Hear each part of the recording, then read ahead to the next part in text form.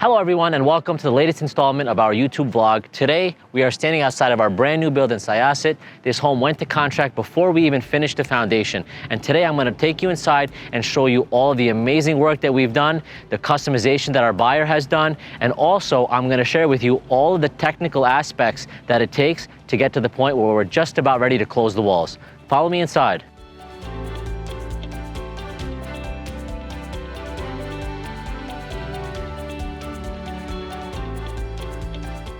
It's the middle of July, I'm sweating my face off. We're just about 100 days into this build. And as you can see, we went with Andersen 400 series black windows, this slightly off-white siding, which really pops against the white trim. We're gonna have gutters installed next week. All these tracks that you see on the front lawn are because of a drywall that we just sunk in to catch all the rainwater off the roof in the backyard. When we go inside, I'm gonna show you all the things that it takes to get to the point where we can close the walls, the electric, the plumbing, the HVAC, all the inspections that take place. Now let's go inside where it's a little bit cooler and I can show you what 100 days of building a home gets you. Whenever we build a house on one of these regular lots of a 60 or 70 by 100 lot, we usually build to the maximum allowable square footage, and this home was no exception. We have a 6,400 square foot lot here. We built a 3,000 square foot, 5-bedroom, 3-bedroom house. The draw here is the school district. I couldn't even finish the foundation and we already had offers on this property. At that point, it's like getting into a relationship with somebody. You want to make sure it's going to be a good match, and these people had a good vibe from the moment that they came to our model house. So far, they've been able to pick the siding color, the door color, and all the little details that make a house special. Even the nosing on these steps, these white oak treads, we're gonna be doing white oak flooring as well. Every little thing that you see, we've had a discussion about, and they were able to put their fingerprints on just about everything. Now, as we make our way to this open concept, we have our family room here with a fireplace. We're doing a linear 42-inch fireplace by Majestic. We have, I just wanna pause and just show you all the little things that go into a home to make it work. Everything has a reason. There's a reason why this line set is here. This is your air conditioning line set for your central air. This wire is gonna power the sub panel that's above. And all the little things that you see, thousands and thousands of dollars of wire and details. They didn't want a gas cooktop, they wanted an induction cooktop, so we did the induction cooktop for them. There's also a wall oven over here. If you haven't figured it out yet, we're in our kitchen. So we've got our wall oven right here, and every detail I was here for. There's not a single material, there's not a single choice that was made, a single light switch that I didn't have some input in, because I want to make sure that this house works perfectly, functionally and design-wise. So we've got 9-foot ceilings, and we have this open concept. So how do we achieve that? We achieve that with a lot of steel. And this giant beam is carrying the load from upstairs, and as you can see, it's posted down on both sides. Now, we all know that our buyers love having either that bedroom or that work from home space, and we made sure to get that into this house. And this is a very nice size room. Now I want to pause for a second and show you guys what, these are Andersen 400 series windows, no exception of our usual, but we went with black this time, and all of our exterior walls are 2x6. Now, when it comes to building a new house, it all comes down to meeting the latest energy code, and the combination of the different specifications that the energy rater gives us is how we get to that ultimate HERS number, okay? So there's two ways to do this. You could do a 2x4 wall, or you could do a 2x6 wall. When we do a 2x4 wall, we have to do 2 inches of rigid foam on the outside. I believe that it's a sturdier house, a quieter house, and a stronger house with a 2x6 frame, so we're gonna be doing R21 insulation in these walls, and for me, I think that that's a stronger house and it's a better job. It costs a little bit more money, but I think it's totally worth it. All the bedrooms have hi-hats. All the bedrooms are pre-wired for TV and internet. Through this hallway, we have a full bath, a coat closet, and this bathroom is gonna service your living spaces as well as the bedroom on the first floor. Now, in the shower, we did a special Kemper waterproofing. This is installed by a certified installer. And this is the same material that they use for waterproofing a commercial roof. So rest assured, this shower pan will never ever leak. All our water lines are insulated. Of course, when you're building a new house, you have new water service, you have new gas service, you have new sewer. We ran 1 inch to every bathroom, so water flow is never gonna be a problem. There's probably 100 hi-hats in this house, 200 amp electric, and every little detail if I wouldn't want it in my own house, I wouldn't put it in this house. Now up these beautiful wide white oak steps, we have 4 additional bedrooms and 2 full baths. We were able to get the longer run of the stairs, which means a much more comfortable rise as you come up the steps. As always, we use Advantech subfloor. It's a quieter, stiffer floor, more resistant to moisture. Whenever possible, we put the laundry on the 2nd floor. And again, let's get to the technical details.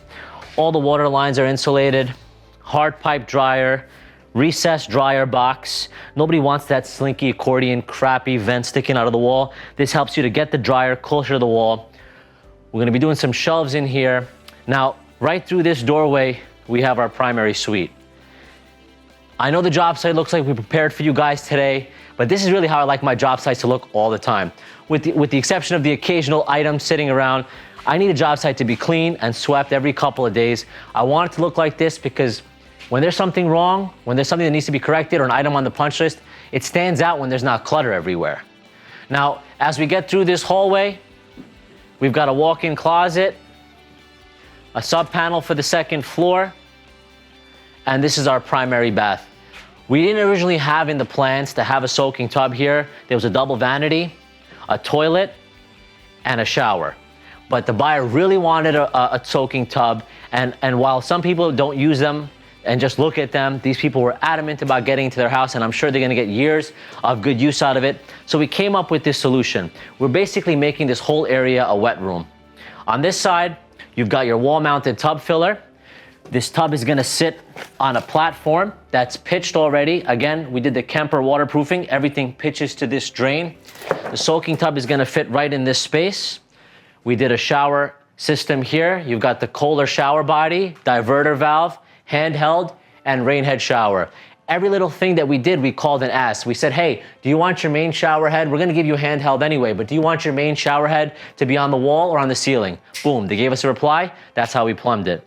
This whole entire space was waterproofed. We're gonna tile to the ceiling, and there's gonna be a beautiful custom curtain shower door here. So you're gonna have that beautiful wet room with a soaking tub on one side and a really nice shower on the other. I would love to wake up every morning and walk into a bathroom that looks like this, and don't you guys worry, I'm gonna bring you back when the job is done, but it's really, to me, just as important to bring you guys along so you can see what happens behind the walls, not just the finished product. As we walk out of this room, I wanna stop and show you what a nice looking electrical box will look like, and I know there's code regulation warriors everywhere, but shout out to my boy Doug, he's been doing our electric for years. This is what a nice clean cut-in box is supposed to look like. All the wires are stapled nicely with these stackers. The box is neat. As soon as the drywall is done, we get in here, we device this box. Everything is set up so that you can come in here in just a day or two and device all the switches, all the receptacles, all the lights. It's all about efficiency. We're at about 100 days right now. We have a pretty tight timeline. They wanted to get in before the school year. It's gonna be tight. We told them it's gonna go into the later part of August, but we're doing the best that we can. Now let's pause for a sec and let's talk about mechanicals. We have 2 zones of central air, one zone operating out of the attic, one zone operating out of the basement. The one out of the attic is gonna serve the 2nd floor, the one out of the basement is gonna serve the 1st floor, and we're gonna do spray foam just about everywhere. So this is gonna run extremely efficiently. It's a 14th SEER AC air handler and condenser combination.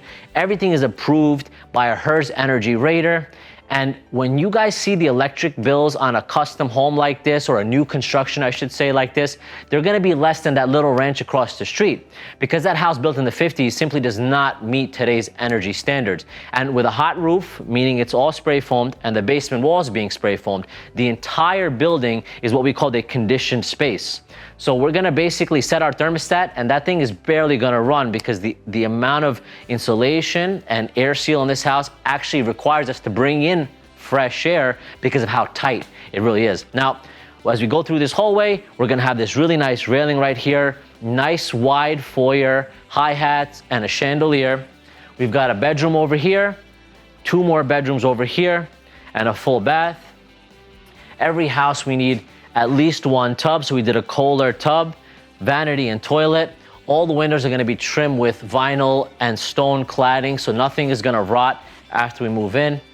And perhaps for your favorite child or family member, you get this big, beautiful room. Once again, hi-hats in every room, 2x6 frame, Anderson windows, everything is pre-wired for TV and internet.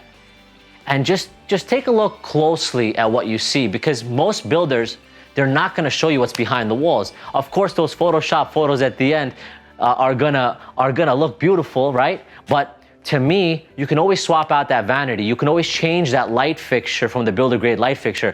But can you go back and address the stupidity that took place before the walls were closed? You absolutely cannot. You're stuck with it. So if you have creaky floors, you're stuck with them. If you have a poorly framed house, you're stuck with it. If you have leaky, crappy plumbing, you're stuck with it. And that's why I'm on the job every day. And on my builds, the BS just doesn't slide. Sometimes, you know, I might be hard to work with, but at the end of the day, the person that benefits the most is you, the buyer who gets to live in one of these homes. We dug this hole in late April, and it's just early July, and just walking around in this house, it almost feels like you're ready to move in after we close the walls. As you guys recall, they actually changed the regulations in town of Oyster Bay. So if we want the maximum allowable square footage on the first and second floors, this basement ceiling height's gotta drop down to 7 feet. And the idea is to control the overall square footage of the house. Am I a fan? No. Have we had to adapt? Yes. So we've got a 7-foot basement here. We've got our sewer coming in right there and our water coming in right there. Now, when you buy a reconstruction or a flip, as they call them, you're stuck with that old sewer line. You're stuck with that skinny old water line. But when you buy a new construction, it has to meet not only the latest codes, but is also backed by a New York State new construction warranty. That's something that's attached to the contract of every single new construction home that's sold. And if you want to stay in this business and you want to have a decent reputation, when something goes wrong, you better go back and fix it. There's a few builders in this town, we're not going to name any names, but they've got a few cases against them. If you search the name, you're going to find out very quickly that they're not necessarily doing the right thing across the board. Now, we've got this 1-inch copper water service coming in from the street. We have our water meter pit outside. We have our shutoff valve. They're gonna be doing a whole house filtration system here. So we actually ran all the hose bibs separate from the rest of the domestic water. This way you're not filtering unnecessarily the water that's going outside to your hose bibs when you're washing your car. There's no need for that. Again, with the reconstruction, you're stuck with that old sewer line. It could be transite, it could be lead. They used to make this sewer line with a lot of different things. We disconnected the old sewer line from the street and we put a brand new line. It's SDR, that green PVC looking pipe that goes all the way out to the sewer spur. This way you know you can flush anything down this toilet and it's gonna make its way down. Everything is strapped properly, everything is insulated properly. The reason why I wanted to bring you guys here is because we're gonna start insulating tomorrow. We're gonna be spray foaming, we're gonna be doing batt insulation, and you won't be able to see just about everything that you see now. Now, this spaghetti that you see over here, don't worry, we're gonna be spray foaming up here and then everything's gonna be tucked away neatly in the panel. These are all your low voltage runs, your camera, your TV, your internet, and those thick wires that we're showing you upstairs, this is your this is your sub panel going upstairs. This is your cooktop, this is your wall oven, this is your car charger. Everything's gonna go into this panel neatly and it's not gonna be full because we have that sub panel upstairs also. This part is where, this is the one place where your house will actually burn down if it's not done properly. Plumbing will ruin your house. Electric will burn your house to the ground. So you wanna make sure that this is done properly by a licensed electrician. We're gonna be using arc fault breakers where necessary, ground fault breakers where necessary. Everything is grounded. We have this plywood on the wall, so Verizon can come and put their stuff here. If you have cameras, TV boxes, whatever, you can put everything on the wall. And in that corner over there, we've got our HVAC, which is gonna be supplying the first floor. Again, I love how neatly everything is strapped, everything is nice and tight. And this is your air conditioning and heating system for the first floor. While they still allow us to do it over here, we got the basement entrance in. And excuse the mess in the backyard, but we dug this big hole today to sink in a 10-foot wide by 10-foot deep dry well. All the gutters are gonna be piped to this dry well, so you can ensure that there's never gonna be water intrusion around the foundation. People don't realize it, we have great material here. In a lot of places, there's a lot of clay or rock where the water doesn't permeate as quickly, but here it's all sand. So the main thing is, you just don't want that water from the gutters collecting next to your foundation. So we hard pipe everything to a dry well, and that ensures that water and humidity and moisture is not collecting next to your foundation for years to come. A lot of times people think, oh my God, my foundation's leaking, the water's coming underneath the footing, only to find out that every time it rains 3 inches, that water is just collecting next to your foundation, filling up in your window wells and finding a way in. Water is probably the reason why I'm not gonna live as long as I'm supposed to. Water is always gonna find the path of least resistance and create problems for you. So the idea is to get ahead of it and mitigate any water collecting next to your foundation, and that includes good drainage, good pitching of the grade around the house, and whenever possible, even if it's voluntary, we put this drywall in to catch all the water. Now, if you go back to some of my previous episodes, you know that we're very consistent about the kind of backyard that we provide. PVC fence, sprinklers, patio, sod, these are all standards. Landscaped flower beds. The air conditioners are gonna be sitting on a concrete pad. Like I said, all the gutters are gonna be piped. Everything's gonna be pitched away. And when you come back here in a couple of weeks, when I bring you back, when this house is done, you're gonna see that we executed to that typical pinnacle level of finish.